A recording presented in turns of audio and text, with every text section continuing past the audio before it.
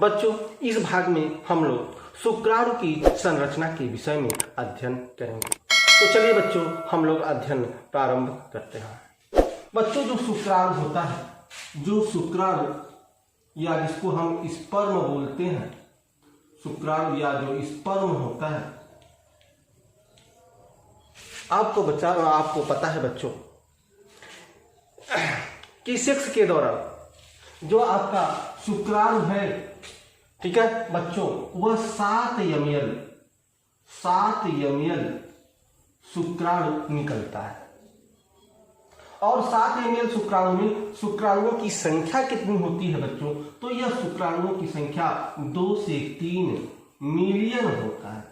इतना मिलियन शुक्राणु जो है बच्चों इस 7 ml में होता है। और इनका जो समय अवधि होता है बच्चों, अर्थात यह केवल 20 मिनट तक सक्रिय होता है और यह 20 मिनट के बाद स्वतः ही यह निष्क्रिय हो जाता है। और यह भी आपने जो है अध्ययन कर लिया है बच्चों कि यह जो शुक्राणु है वह आपके विषण या टेस्टिस में बनता है। ठीक है, तो यदि हम इसकी संरचना की बात करें बच्चों, ठीक है, यह एक शुक्राणु की चित्र बनाया गया है। तो शुक्राणु की संरचना की बात हम लोग करें तो यह जो शुक्राणु है बच्चों, इस शुक्राणु की लंबाई, अगर हम शुक्राणु की लंबाई की बात करें बच्चों, ठीक है, शुक्राणु की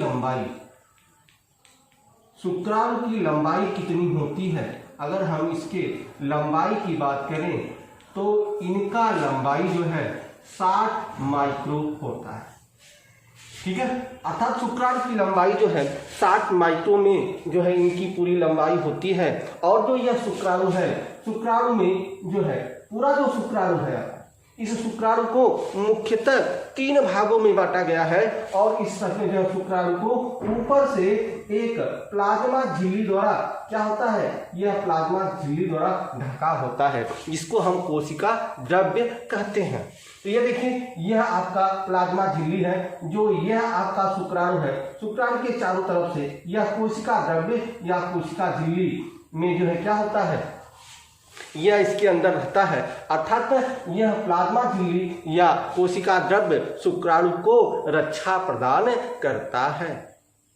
ठीक है बच्चों, और इस शुक्राणु के 3 भाग होते हैं। देखिए, यहां से यहां तक के भाग को हम शीर्ष भाग कहते हैं, दूसरा यहां से यहां तक के भाग को मध्य भाग, और नीचे वाला जो भाग होता है पूंछ कहते हैं। और यह जो ध्यान रखिए, यह जो शीर्ष भाग है और मध्य भाग के बीच यह थोड़ा सा जो दबा वाला हिस्सा है, ठीक है, इसको ग्रीवा कहते हैं। इसको क्या कहते हैं? ग्रीवा कहते हैं। ठीक है, तो सामान्यतः जो है मुख्यतः तो 3 भाग होते हैं, लेकिन यदि इसको भी जोड़ दिया जाए तो 4 भाग हो गए, शीर्ष भाग, ग्रीवा, मध्य भाग और पूंछ। प्रश्न पूछता है कि जो है शुक्राणु में केंद्रक कहाँ स्थित होता है, या केंद्रक किस भाग में स्थित होता है? तो जो है केंद्रक आपका शीर्ष भाग में स्थित होता है। और यह केंद्रक क्या होता है बच्चों? यह केंद्रक अगुणित होता है, इनकी संख्या n होता है, अर्थात इसी केंद्रक में गुणसूत्र होता है। इसी केंद्रक में गुणसूत्र होता है, अर्थात ये गुणसूत्र होते हैं। इस तरह से इसमें जो है गुणसूत्र की संरचना होती है। अर्थात इसमें जो है जो शुक्राणु है, शुक्राणु के शीर्ष भाग में ही केंद्रक होता है, जिसमें गुणसूत्र होता है, और यह अगुणित होता है, अर्थात इसमें गुणसूत्रों की संख्या 23 होती है, n होता है। यही क्या है? आनुवंशिकीय होता है। ठीक बच्चों, और केंद्रक के, ठीक है, केंद्रक के सामने माने आगे वाले भाग पर, ठीक है, एक घुंडी जैसी संरचना होती है। देखिए, एक घुंडी जैसी संरचना होती है, जिसको हम अग्रपिंडक या इंग्लिश में इसको हम एक्रोसोम कहते हैं। और बच्चों यह जो अग्रपिंडक या एक्रोसोम है, इसमें एक एंजाइम होता है, और हाइलुरोनिडेज एंजाइम।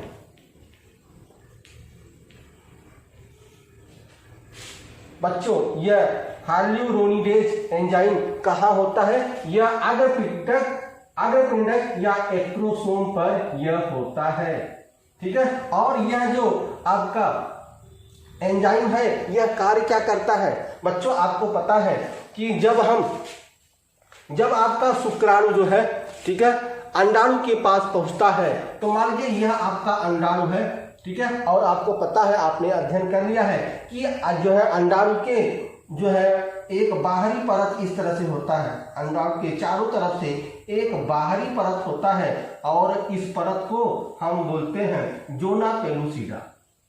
इसको हम बोलते हैं जोना पेलुसिडा।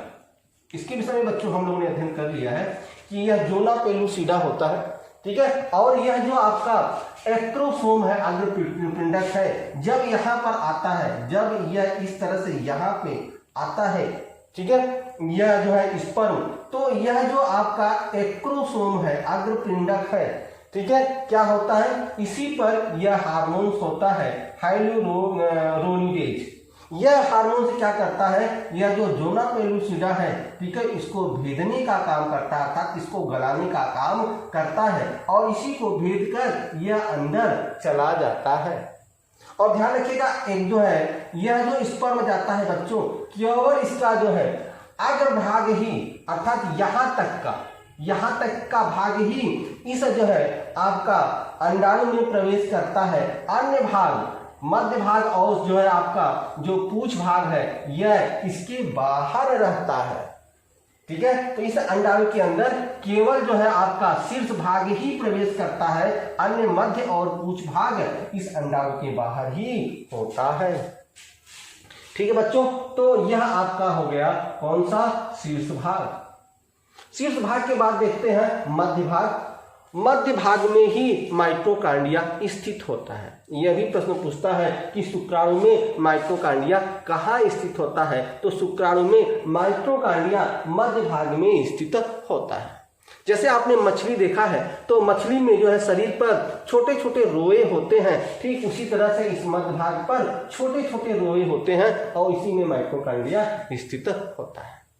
और इस माइटोकांड्रिया के कारण ही इस शुक्राणु को ऊर्जा प्रदान होता है, ऊर्जा मिलता है। और इसी ऊर्जा के द्वारा जो पूंछ है इसका, ठीक है, टेल है, ठीक है, इसको जो है अंडाणु के पास पहुंचने के लिए क्या चाहिए, गति चाहिए, तैरने के लिए गति चाहिए। तो यह गति जो है माइटोकांड्रिया से मिलता है। आपको पता है बच्चों, जो अंडाणु है वह इम्पुलरी अस्थमस जंक्शन तक ही पहुंचता है, वहीं पर स्थित रहता है, आगे वह नहीं बढ़ पाता क्योंकि उसमें जो है माइटोकांड्रिया नहीं होता, ठीक है।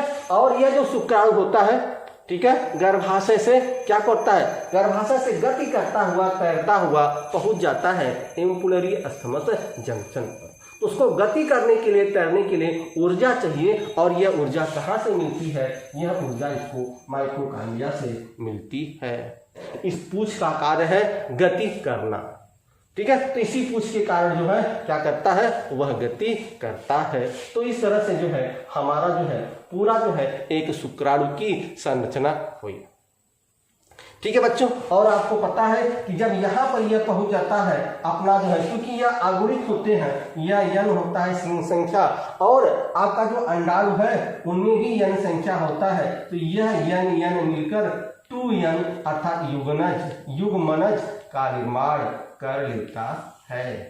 और एक चीज और भी पता है बच्चों, आपने अध्ययन कर लिया है कि यह अंडाणु की एक विशेषता होती है, यदि एक स्पर्म प्रवेश कर जाता है तो दूसरा स्पर्म प्रवेश नहीं कर पाता, क्योंकि जैसे ही कोई शुक्राणु इसके अंदर प्रवेश करता है, इस अंडाणु में एक परिवर्तन हो जाता है और जोना पेलुसिडा की जो परत है यह और ही मजबूत हो जाती है, अर्थात यह अपारदर्शी हो जाती है, अन्य किसी जो है शुक्राणु को प्रवेश नहीं करने देता। इसका अध्ययन हम कर चुके हैं, ठीक है बच्चों। तो इस तरह से हमने जो है एक शुक्राणु की संरचना किस तरह से होती है इसके विषय में हमने अध्ययन कर लिया है। और यह जो शुक्राणु होता है बच्चों, यह क्षारीय होता है।